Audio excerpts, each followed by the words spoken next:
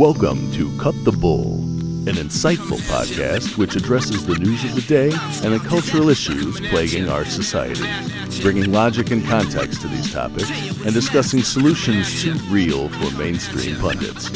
Now, here are your hosts, Charles Love and Wilfred Riley. Hello and welcome to Cut the Bull. I am Charles Love alongside my co-host Wilfred Riley, and our guest this week is Nina Paley. She is co-host of the Heterodorx podcast, an artist, self-defined turf, and I think guest 197 of that fall in the canceled category, which we may have time to get to that too. We have a lot of canceled people on here, Nina. Nina, welcome to the show. Hello, thank you for having me. It is great to have you. I'm hoping to cover as many of the interesting things about you that we can, including why you were canceled.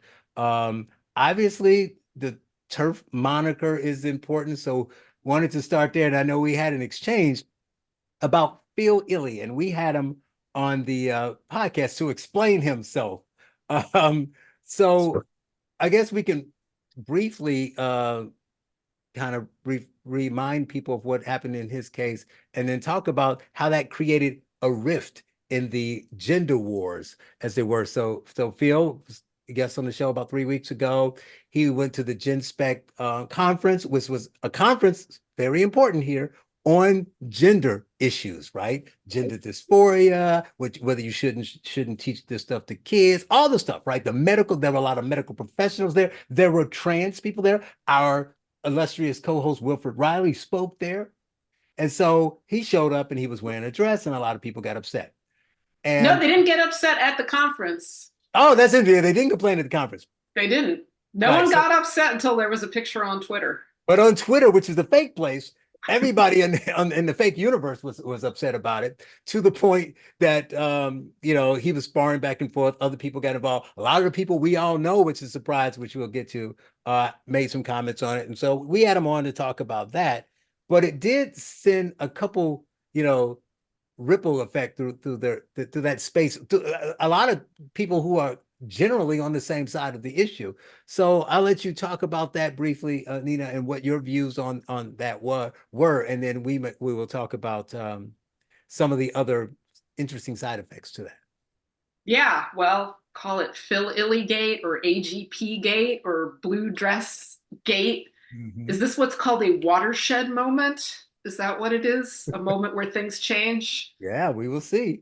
Yeah, so the so-called gender critical movement, in my opinion, died after. You think it was that bad? It's going to have that much of an effect, though? Well, so the gender critical movement used to be gender critical. Mm-hmm. It used to be gender critical radical feminists who were critical of gender, as in considered gender oppressive, the pressure to conform to gender oppressive, particularly for women. These expectations, you're supposed to be a certain way and wear a certain thing just because of what sex you are. And we wanted to be free from that. And that meant that women could, behave in gender non-conforming ways. Myself, for example, we could be loud-mouthed and do non-traditional things and not have children if we didn't want. And men could also not conform to gender. And the idea was like, wear whatever you want, just like J.K. Rowling says. But that has no bearing on your sex. Your sex is immutable. Mm-hmm. And that was it. And we had like real boundaries about women's spaces. We didn't want men taking women's scholarships or using women's changing rooms or women's toilets, or certainly not being placed in women's prisons. We wanted, sensible sex segregation as we had always had. Yep. And then you had Phil Illey show up, and you had a subset of these people say that it was disgusting and that vulnerable women were being harmed by this. And that he was a disgusting fetishist, which he might be. I mean, he admits he has autogynephilia. He wrote a book about autogynephilia. He loves the idea of himself as a woman. That said, this was, like you said, at a gender conference. So his presence there was important because there's a lot of autogynephiles out there. And at the moment, they're all encouraged to literally pretend that they are women. And many of them get medical interventions that are really unhealthy. And he was offering an alternative to that. But what upset some, mostly women, I guess, was that he was wearing a dress. And I was like, but this is this is gender nonconforming. This is, he's not pretending to be a woman. He's not using women's spaces. He's not perving on people. He's not being a creep in any way. And he's doing everything that we said that men should be able to do. And yeah, that created a big rift because the women, the supposedly gender critical, some of them were clearly not gender critical. They were more interested in gender conformity because a man in a dress is gender nonconforming. This led to a bunch of other stupid arguments. They're like, he's not gender nonconforming, he's a pervert. It's like, what sort of men do you think are interested in wearing dresses? Probably autogynephiles. Really, lots of them. They're all perverts. You just like them because they made nice rock and roll music. Yeah, like David Bowie. Like, yeah, probably. It's. I think autogynephilia is more widespread than people want to believe. I've certainly known my share of autogynephiles. Yeah, so I was just in despair watching this, and this big rift happened, and RIP gender critical movement. I don't know what to call it anymore. I don't know what to call myself anymore. I call myself a TERF ironically. I know that it's a slur. That's right. Why I use it, but I don't want anyone to take that seriously. TERF supposedly being an acronym for trans exclusionary radical feminist. I'm not trans exclusionary, and I guess you might call me a radical feminist, but probably not anymore. I don't even know what that means. It's like, yeah, things meant something different before this fall. Right. They'll never mean the same things again. Anyway, I just think I've sort of become a lot more liberal. Like I'm adhering to liberal principles that seem to have been abandoned by a lot of people in the so-called gender critical. I think we will get to the terms, words matter, them changing, people changing the definitions to suit their whims down the road. But Will, she made a really good point. I think we when we talked to Phil, we were talking more about the incident, his book, having him describe it and that kind of thing. But she made a really good point about the whole fact. What was the point about it being that the patriarchy and putting women in this little box is the whole reason they were radical feminists, to say we should be able to do what we want to do. And in order to complain about it, they had to buy into the conforming, right? They had to say there are not just women's spaces, of course there are, but there are women's and men's specific behaviors, clothing, and all these other things, right? So they're almost buying into the things that they're saying they're against, right? Yeah, I mean, so one of my starting positions here is that I think consenting adults can do whatever the hell they want. I mean, I think that anything beyond that involves trusting entities like the government, which doesn't have the best record with women or Black people or the Irish side of my family or whatever, to provide order on every minuscule bullshit little issue. So, I mean, in terms of almost everything people argue about online, like age gap dating would be a good example. Buying legal erotica as a man or a woman, doing drugs within reason. Like, I basically think there should be very few, if any, laws regulating this. I see a lot of it as just entirely harmless, in fact. But I mean, My opinion is that there's a strong church lady streak that runs through a lot of social movements. Like social justice warriors, the obvious example. Like these are people that feel that they are the vanguard of groups that have been discriminated against, although many of them, like upper class Indians, really haven't. And they want to change and regulate every behavior in society that they see as potentially discriminatory, including things like math tests. And if you confront them about this, they'll just say, well, that's not discrimination, that's equity. They'll just have some kind of stupid word game that they'll counter you with. Evangelical Christians or another brand like this, like as a male bro, I'll listen to Matt Walsh and all that sometimes. But I mean, you really do recognize that, like, if the theocratic right took power, like abortion, for example, would just be illegal.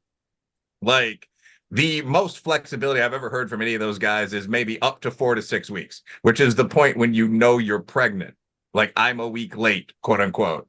Surrogacy would be illegal. That's been another debate online recently. Should gay men or feminist women be allowed to adopt or to use a surrogate to produce kids that they want and will take good care of? And the answer on the right seems to be no.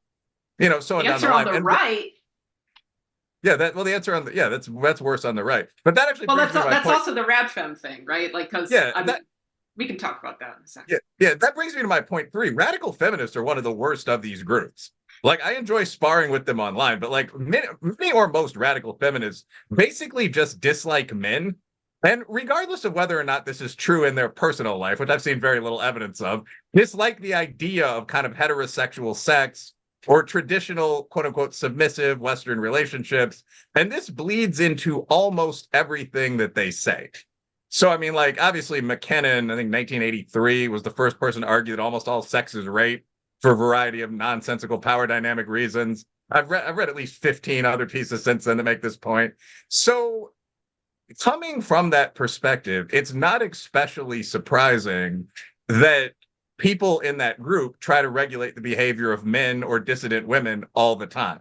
Like almost every theocratic point, like making pornography illegal, as you mentioned, making surrogacy illegal, making gender nonconformity close to illegal. If you actually sat down a radical feminist and confronted them on this, like 95% of them, including close friends of mine, would have pretty much the same positions Matt Walsh does. There would just be a different perspective on why. Like, well, no, it's not women that are evil and promiscuous. By God, it's men. And my personal opinion is that sex, for example, isn't bad. So there's nothing abusive about engaging in this with the other sex most of the time. So when you see some of this stuff, like the critique of Phil Illey was that he was a man in a dress. It wasn't any deeper than that. The argument is that as a man in a dress, he must be a pervert because men are mostly perverts. And his fetishization or whatever isn't about appearing female or loving women. It's about being constantly sexually turned on by women, which I've got to say is fairly difficult for the guys. So that was basically it. Like when people asked, well, can't you be gender nonconforming as a man? The response was, well, not if you're a perv. I watched some of these Phil Illey conversations. When people said, well, how do you know who is? The response was, well, most men are perverts. And it just went on and on. Obviously, of course, you can be gender nonconforming as a man or a woman, but I'm not surprised by this reaction. It's pretty standard. The church lady streak runs deep in a lot of movements in our society. Church gentlemen, maybe more on the right. Nina? I want to correct just a couple things that you said. Okay. All right. So Phil was called a pervert. The arguments that they made, they kept saying, oh, it's not because of the dress. It's because he's an autogynephile. He said he's an autogynephile, and he wrote a book about autogynephilia. So that's the problem. Well, but just as a comment there, like I was in some of these conversations and I asked, well, I mean, you'd probably allow it from me because I'm so obviously stereotypically not. Like, would you assume that any man who was wearing a dress was an autogynephile? And 60-70% of the respondents said yes. So, I mean, this was actually a poll that I put up on social media the other day. Like, who would put the most restrictive, nonsensical rules in place in society? Social justice warriors, yes, evangelical Christians, radical feminists, or like amoral business lord Charles Schwab types or Klaus Schwab types. And it was a close race. Well, no, it wasn't. SJWs ran away with it by day 2.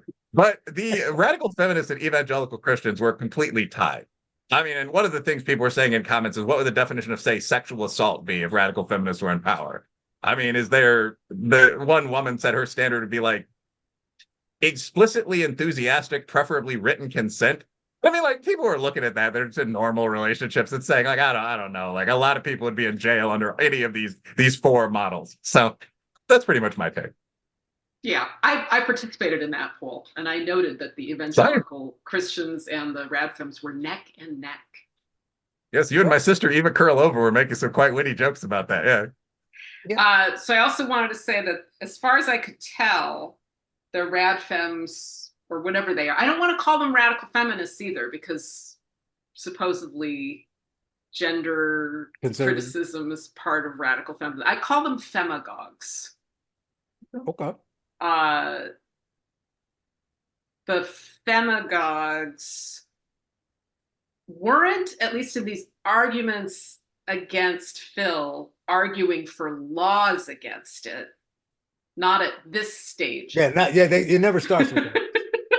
The laws are next week. Okay. Yeah, so they were sounding like that, but they weren't actually doing that. They were wanting to punish GenSpect. Right. And but they were not invoking laws. But you know, the funny thing about that, you say they wanted to punish GenSpect. One last thing I want to say about that is, so I was, Will was there because he was speaking. I didn't know about it. Will mentioned it to me, and I was kind of naive. And I don't know if you saw our interview with them, but so I saw the arguments before I knew really what happened, and I would have bet all my money that he was like a featured speaker there. I thought he was the keynote. How dare the keynote show up? Like, Will brought him on, and he was supposed to be the closer, and he was wearing his dress. He's like, "Oh no, I didn't speak." I said, "What do you mean? Excuse me?" He said, "No, I just bought a ticket. I was just there." So you were just a guest, and they had to write an apology?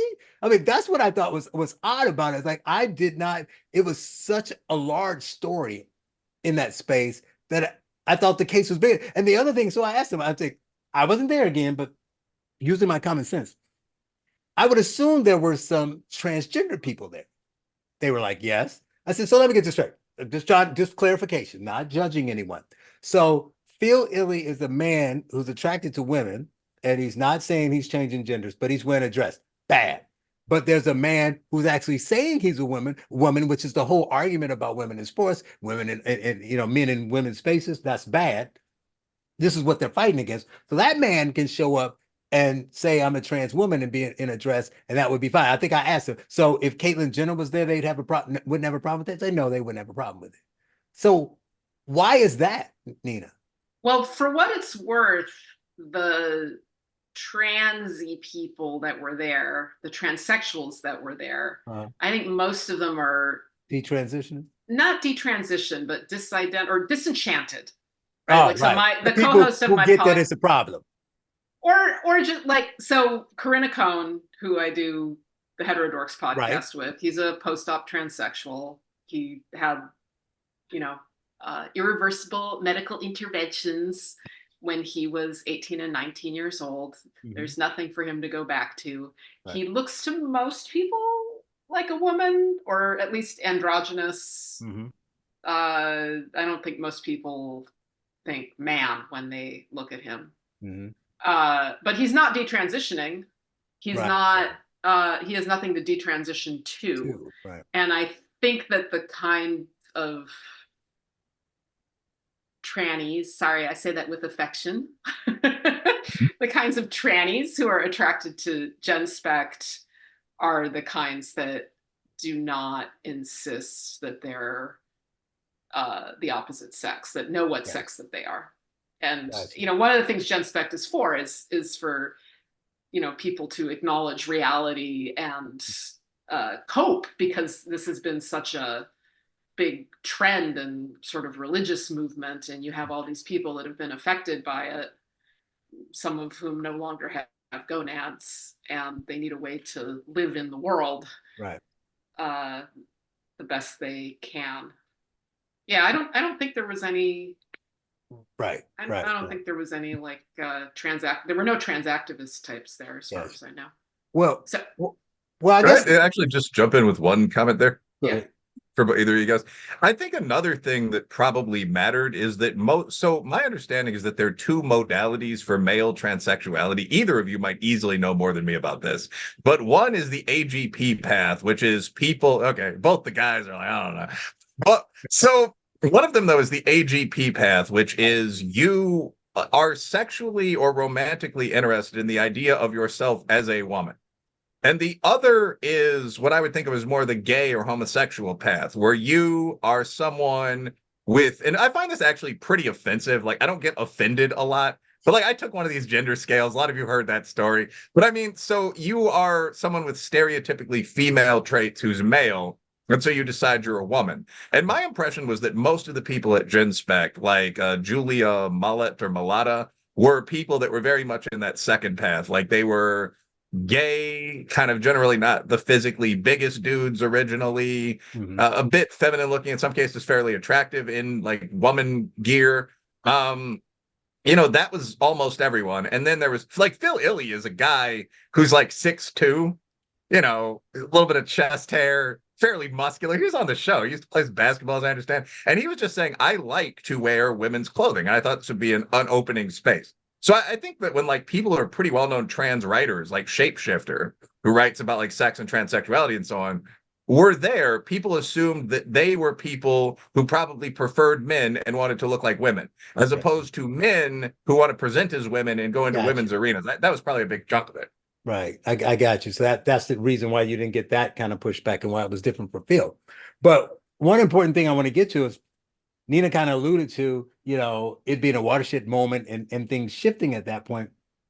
So before we get to whether that's the case and what's going to happen afterwards, is how it got there, in the sense that we saw the Twitter arguments and the people are, and I sat back watching it. I was just like fascinated by how quickly it went and how far they went down the rabbit hole and who it was. So what you have is kind of like you have this, all of these people, no one agrees on everything, but agreeing that this is an issue, and they're all fighting in this space to try to change the views, push back against what's happening. And so now there's this infighting, right? So I'm watching all these friends of the show and former guests all attacking Phil and then attacking each other. And then Benjamin Boyce posts something, and they're attacking him. And then now they're calling James Lindsay a Yeah, so they got the Linda and then Kara Dansky and Gabs are in, and I'm like, oh my God, it's like our whole guest list. This is amazing, right?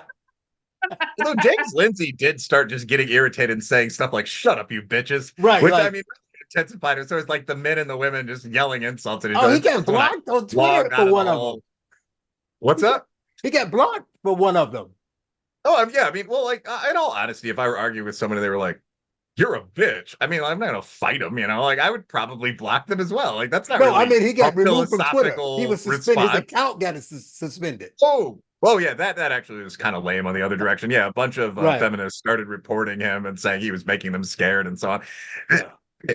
Not a last thing for me for a bit, but I'm not a big fan of the traditional gender roles. Like there's a fainting couch aspect to a lot of like post fourth wave feminism. Like a man is speaking to me, I feel endangered. That's not really all that useful. And that comes from kind of the same zone as there are immutable biological level roles that aren't just sexual but are linked to sex. So women are the dishwashers and the pink wearers.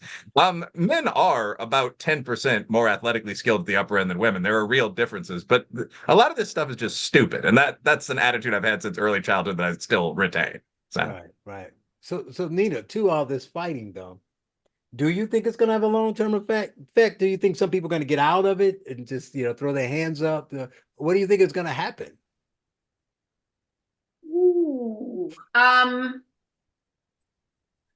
Fracturing is the sign of a movement getting bigger.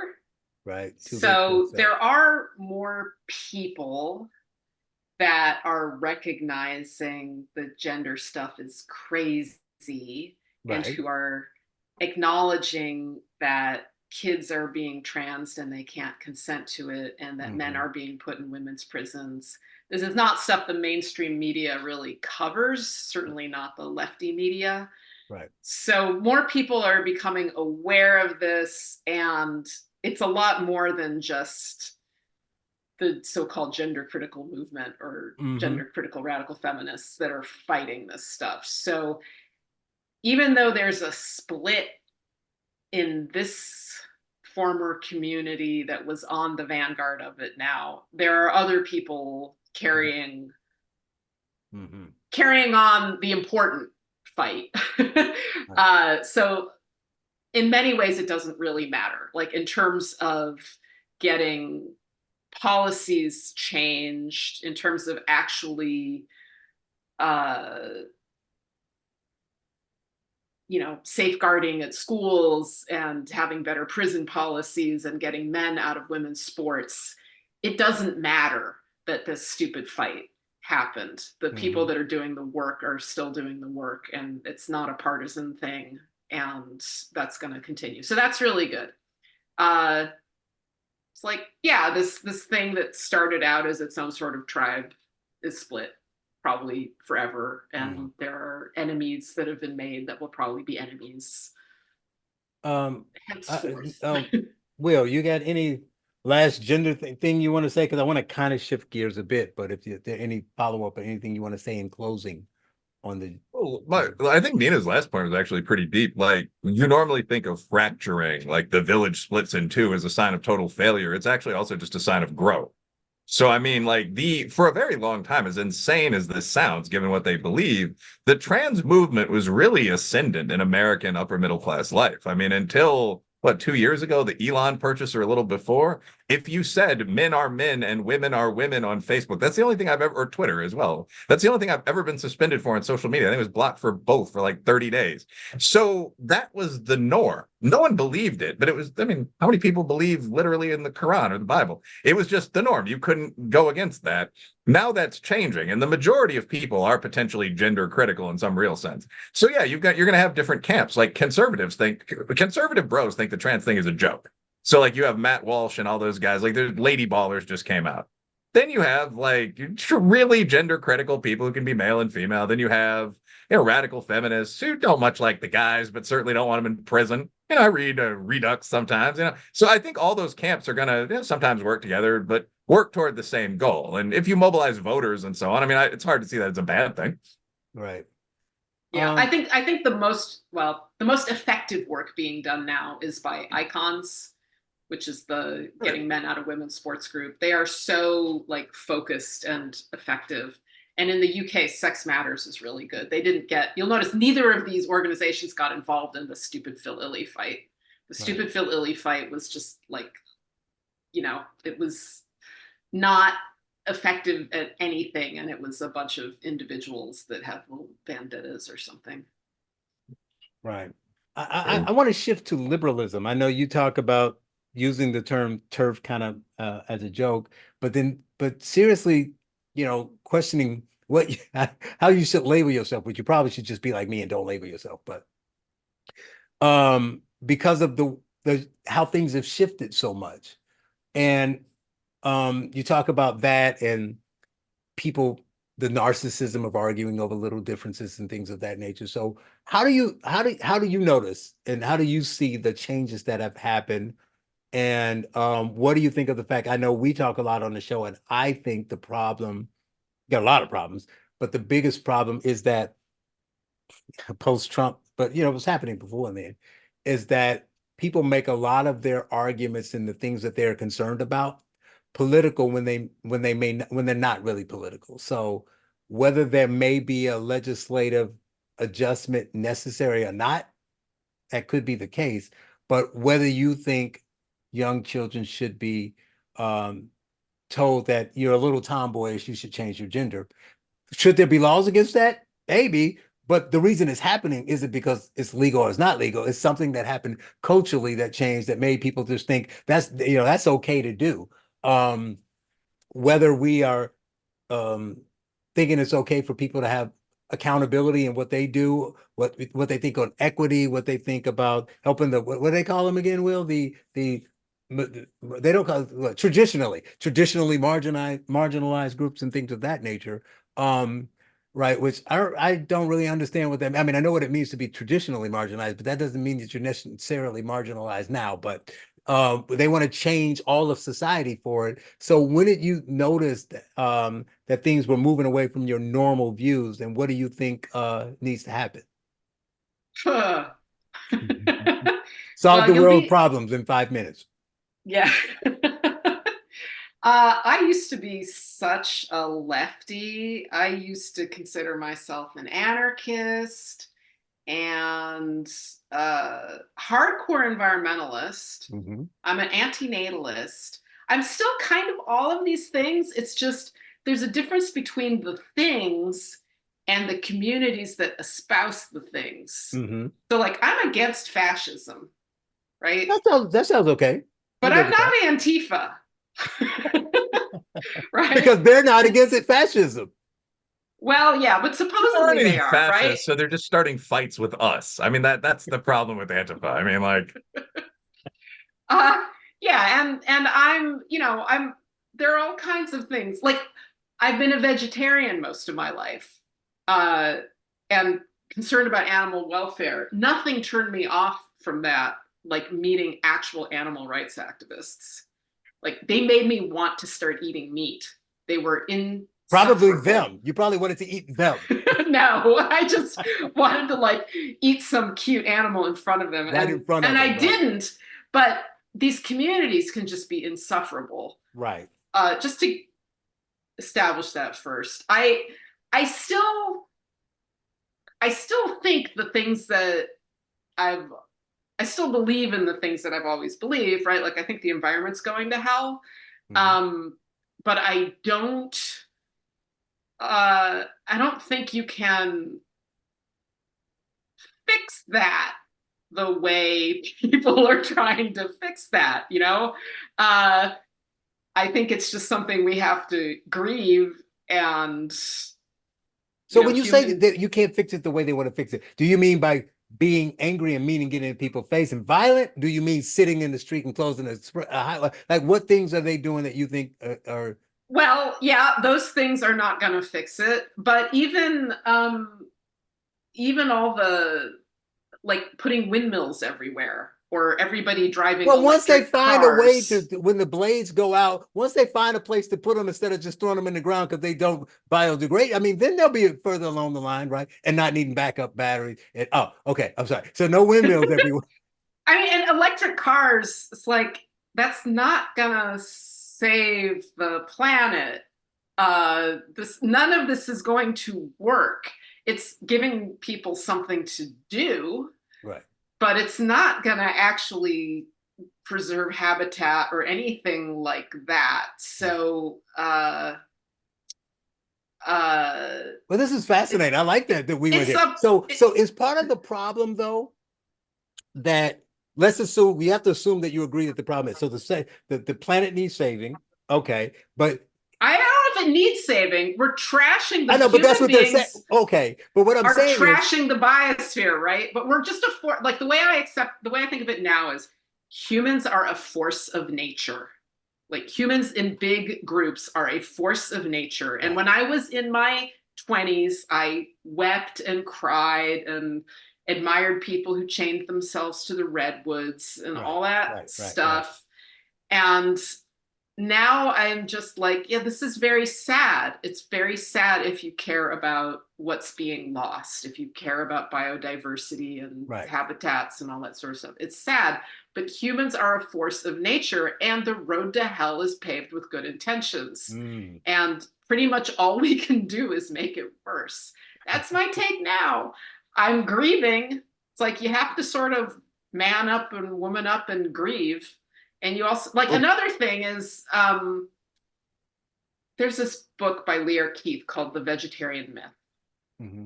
And I am still a vegetarian. Lear is a radical feminist, gender critical radical feminist, who was also, I think, vegan for a long time. It made her sick. And now she's a carnivore. And And now she she wrote a only book. eats steak. Mm-hmm. Pretty much.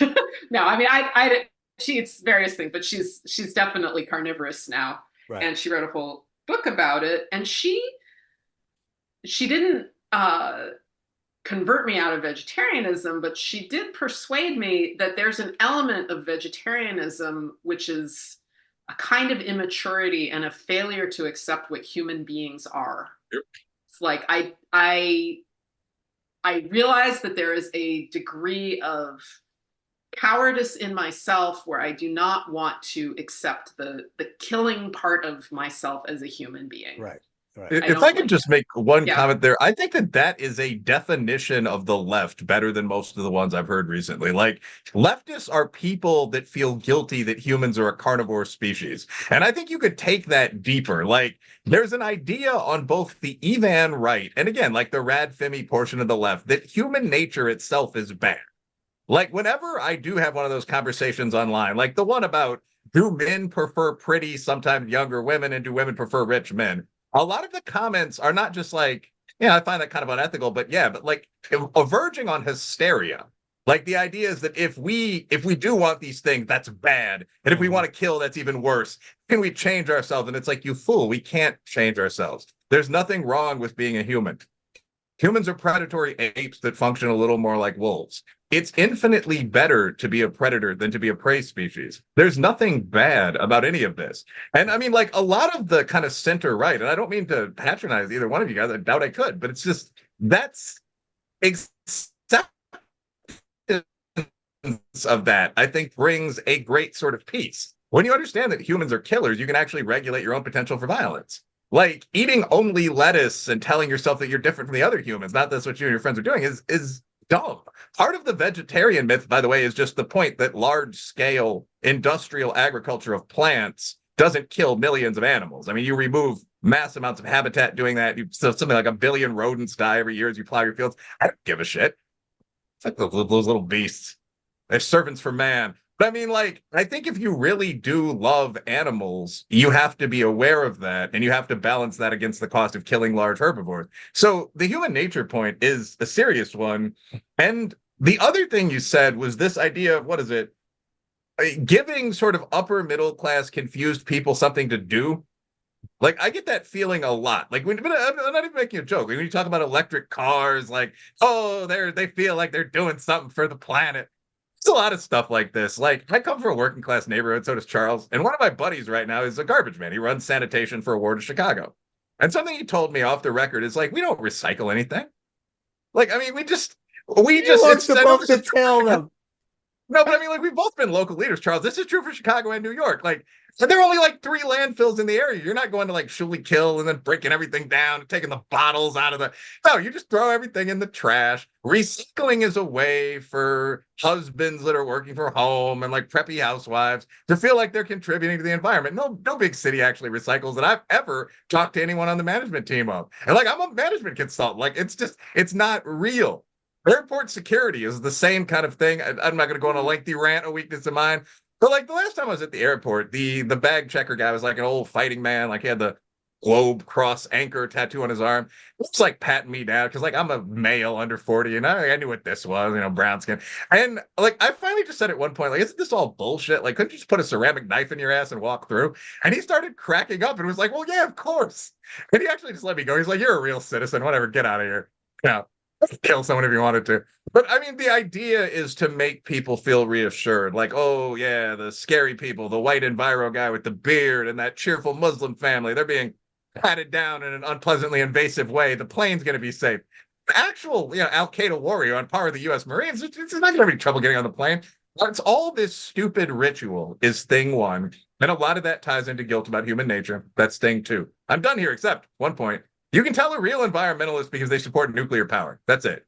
That's true too. But Nina, I love that. This is one of the most important conversations that people should need to hear that they probably won't hear because they'll listen to the Phil Illy part and just ignore this part. But this may sound strange as somebody that's considered center right, but I really don't have a problem with anything that the people on the left want.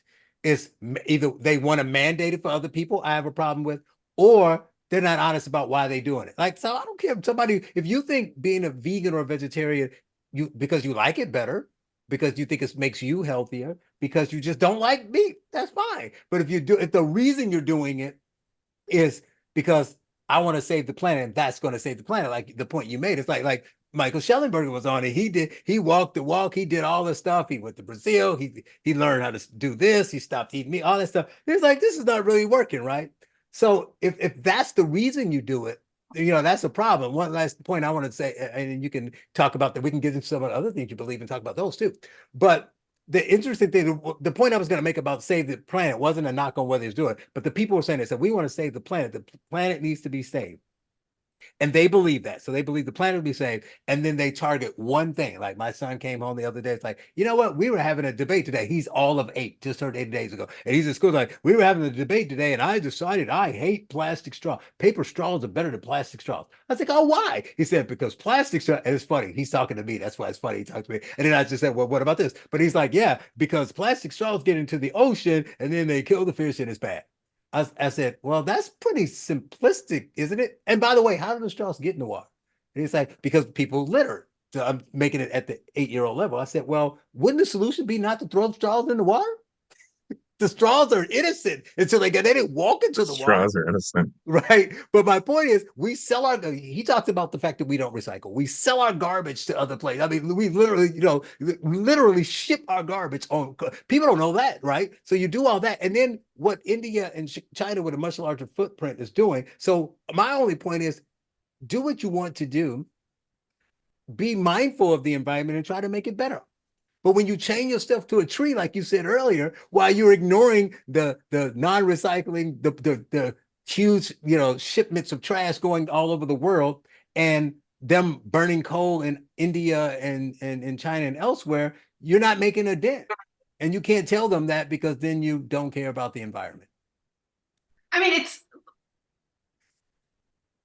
the situation is awful if you care about this stuff. If you have if you have a tender, sensitive heart. Yeah. I mean, I was so saddened by human impact on the environment. Mm-hmm. I mean, I really wept about this stuff. Wow. And this is stuff it's hard to reckon with. It's hard to grieve. Well, yeah, I get that. I'm just saying, just don't lie to yourself. I like the fact that you still care about that stuff. You say, but people suck, and they do. Right? Yeah, and the people are going to continue to suck, so that's not going to change. I don't even know if it's suck. We just are what we are. We're humans, a force of nature. That's exactly right. Like a major issue with the environmental movement, I think, has always been the idea that people are somehow outside of nature. So, there's nature, which is beautiful and perfect and wonderful, where nothing dies, and bears and deer dance together Disney movie style and so on. And then there's man, the killer, cut to the screen where there's fire sweeping across the plain and all that. And that's complete BS. I mean, humans are we're probably as destructive as the major dinosaurs, but we are an animal species. It is what it is. We can regulate our behavior, but the idea that we should exterminate or limit the growth of our own species to advantage other species makes no sense. Right. But I think another thing here also is the idea that I don't think the right doesn't want most of the things that you described. Like when you say that people want a cleaner ecosystem, I make jokes like these beasts are servants for man, and they're not really all jokes. But I mean, in terms of the idea, you want to be able to walk down the street and not see trash or breathe the air, which is something I think the Democrats and the Republicans came together on when, what was it? The Cuyahoga in Cleveland caught fire. Oh, right. It goes of smoking through my dreams. Yeah, the river was burning. It burnt for a 2-mile stretch and it started embarrassing the country. That still happens in China, by the way. I mean, I think everyone wants those things. The question is, what's the best set of solutions to get them? Mm-hmm. And a lot of the activist left solutions don't seem to go beyond chaining yourself to a tree. What do you do when the bulldozer just keeps moving forward, which is certainly what it would do. Anyone I know are driving everywhere else but here.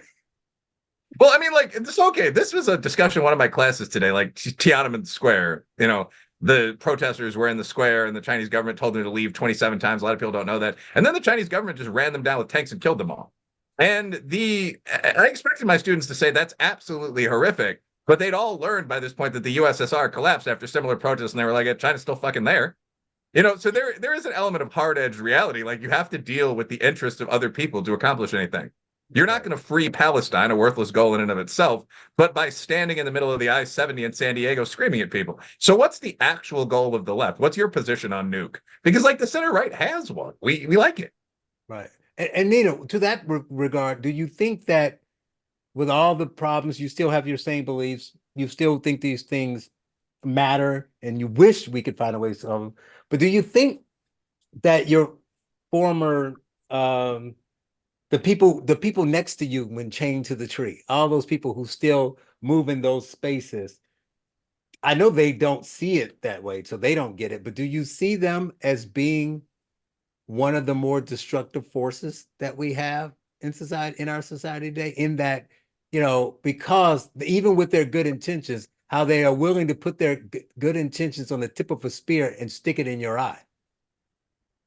Well, they're a force of nature too. Everybody's just sort of, I mean, all right. So as you know, I've been canceled. I've been canceled by the other people chained to the tree. Probably not on the right. No, I was not canceled on the right.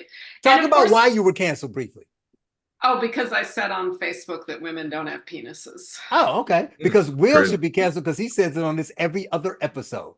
Yeah. Well, but Will is not, a lefty tree hugger. Right. Yeah, you got to toe the line. That's the one thing. I mean, you can disagree with the right a lot. They don't really make you toe the line. They'll talk about you, but they're not like, well, you didn't say this thing, so we're gonna get you forced out of your job. I don't know about that. I think you're allowed to criticize the left on the right. I mean, like the other day, I mean, like Ann Coulter got pilloried for saying there's this woman in Texas, Kate Cox, who's pregnant with a child that has what is it, trisomy? Oh yeah, 18. I heard about that woman. Yeah, and I mean, there's some kids can survive this and be permanently disabled. By the way, like there's no chance of that not happening. But in this particular case, like the kid is going to die, and it's going to destroy her reproductive fertility because after the kid dies, they're going to have to remove the body with a C-section and so on. And Ann Coulter said, like, in this, sorry to describe it graphically, but that's what's going on. Like, she's going to be made to give birth to a dead baby, and that dead baby is going to stop her from ever being fertile again. And Ann Coulter and a number of other people, including me, said, this is insane. Like, you can generally oppose late-term abortion. Although this isn't a particularly late-term abortion, it's month 4, but you can't make people give birth to dead babies because at some point the baby was alive. And Ann Coulter got abused by the right. People were saying things like, well, no, what you should do is give birth to the baby and then hold it for a half hour and have a ceremony for it. But but that's not the same. I'm talking about, you would get pilloried, but no one's calling for her job. She's not going to get canceled for it, is what I'm saying. She's an independent writer. I mean, like, I think if she were the president of like Hillsdale, people would definitely be that. Yeah, I 100% guarantee you, at least behind the scenes, there'd be letter writing campaigns and all that. Like, I get every time I mention that I am not like hardcore pro-life, if pro-life at all. I mean, like, people will write to me, and it's kind of kinder. It's like, I'm praying for you, so your soul doesn't burn eternally in hell. But like it's very not much the same, Will. It's not the same. You will get attacked, but no one's going to stand outside and close the one-on-one and demand that you're out of your job because of that. Is true. Like, so okay, that's all I'm saying. That I think is that's a good winning point, but that's the one difference. Like, there aren't a lot of right-wing riots, and because right-wingers actually can fight, that's most of the soldiers, athletes, cowboys. There's a huge terror of right-wing riots. Like, what happens if people get annoyed by 15-year-old kids that can't really scrap, like beating them up 8-on-1 and just go clean house? Like, that's the idea. Like, they're going to bring back lynchings. Underscores a lot of state policy when you think about it. I mean, that's why January 6th was punished so incredibly. I mean, there were guys, January 6th, disgraceful and all that. There were guys that were like outside filming on iPhones that are in jail for 2 years now. So anyway, a bit of an aside. We don't riot. So you were canceled for saying that that women don't have that women don't have penises, or men can't be women if they have penises. One of the ways, but you said something normal and got canceled. Yeah. So what did they do? I mean, briefly, how did they try to end your career? Did they do it from the canceled screenings. Yeah. Of the film of your film. Yeah, my film. So this was in 2018. I released my second feature film called Sadomasochism, and that was right when people were getting very excited about canceling me, and it got canceled from festivals it had been invited to. It got disinvited, deplatformed. Locally a friend of mine tried renting the local art theater, and I became the only filmmaker in the entire world to be banned from the art theater. You sure you didn't say anything else beside that? Nope. I'm sure. Yes, I'm sure. That was the thing. I said I shared a song, "If a person has a penis, he's a man." and I said women don't have penises, and yeah, that was enough. And I was just branded this heinous transphobe and also a white supremacist eugenicist. I don't know if you saw, have you seen the Southern Poverty Law Center's report yeah. on? Oh, So that's what they're saying. They're saying that these, anyone, they're saying Segum is, yeah, I think taking them seriously white. is a hate crime. I mean, that's insane. Yeah, but that really- was said about me and continues to be. So I just got, I mean, I used to have a career speaking at colleges Right. and going to festivals, and that's just completely gone, especially in the United States. So it was like canceled in the United States, and then it gradually spread to Europe. Wow. I got one award for sadomasochism from a festival in Moscow. Wow.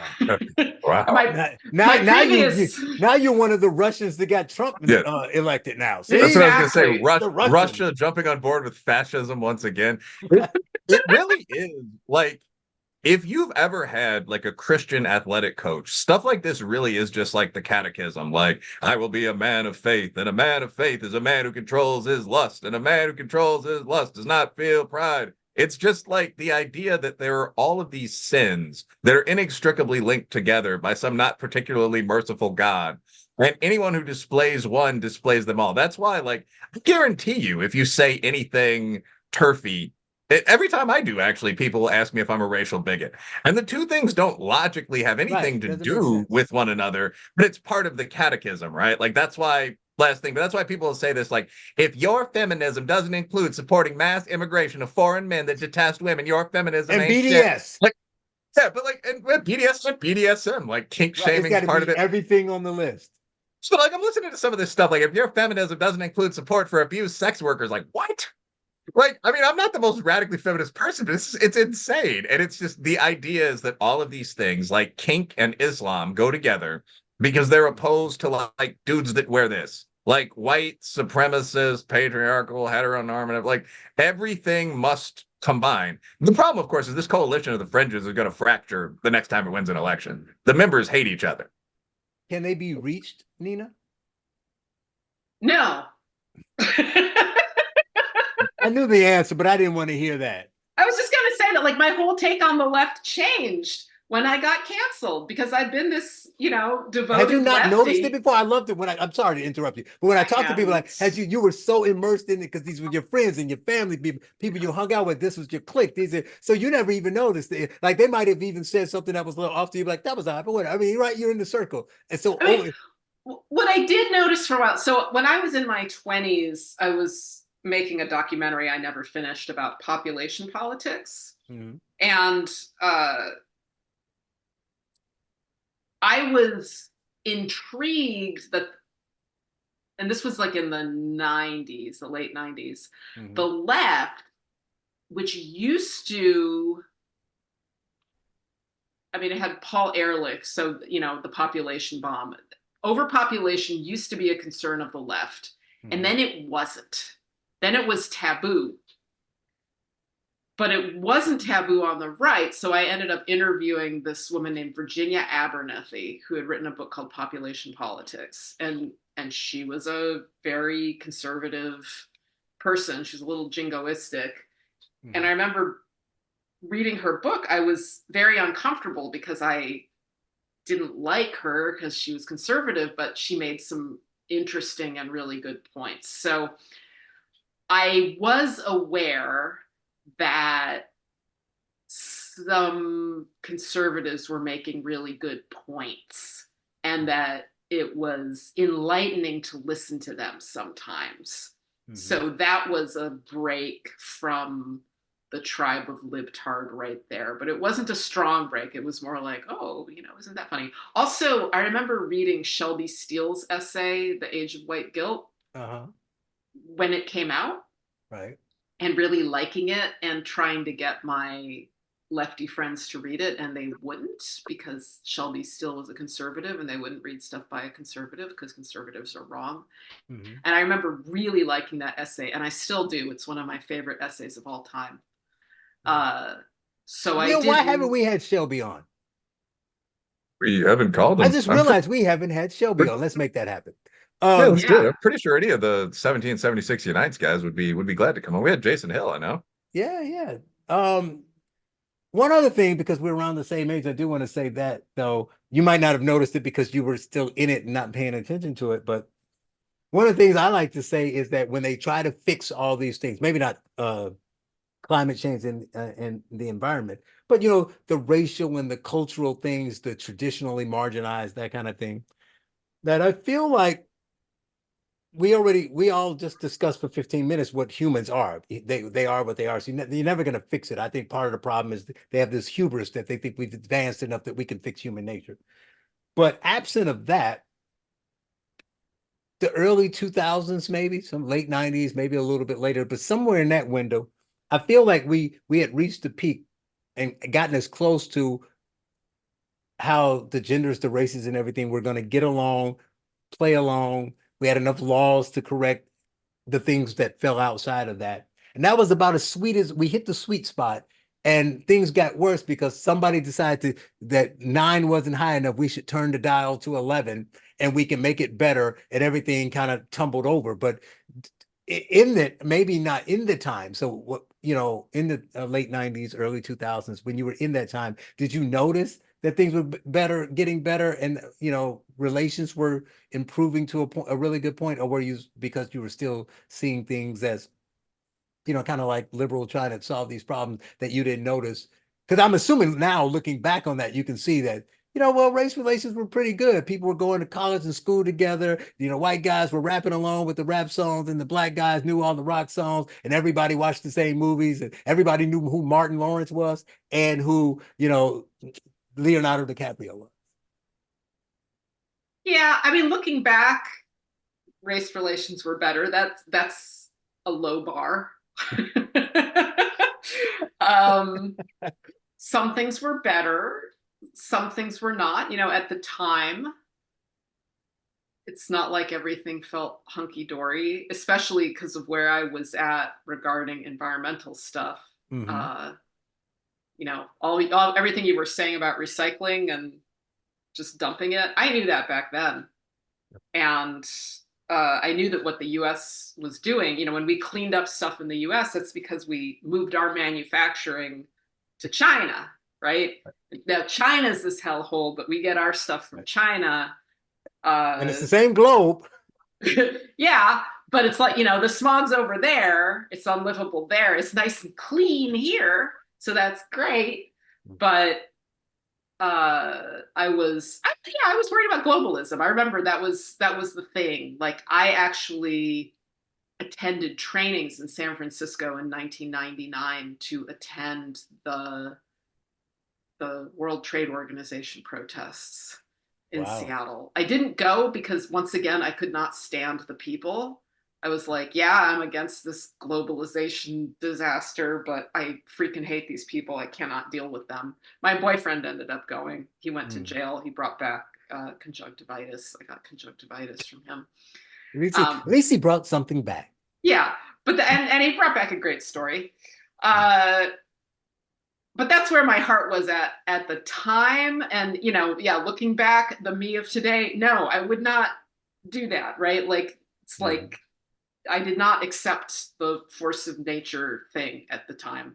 Right. And Will, she says that it was a low bar. I mean, that it's a low bar to say, yeah, things were better, but look at where we are now. I don't think things were better, because I don't really think things are bad now. I think Twitter and a few activists are making it bad. So we talk about that a lot. I meant in terms of race relations, right? I'm saying, because now we have everybody's racist now. We have race segregated school events and right, but they're the good racists, though, right? Back then we had fewer racists, but they were the bad racists. Now we have a lot more racists, right, Will? But these are the good racists.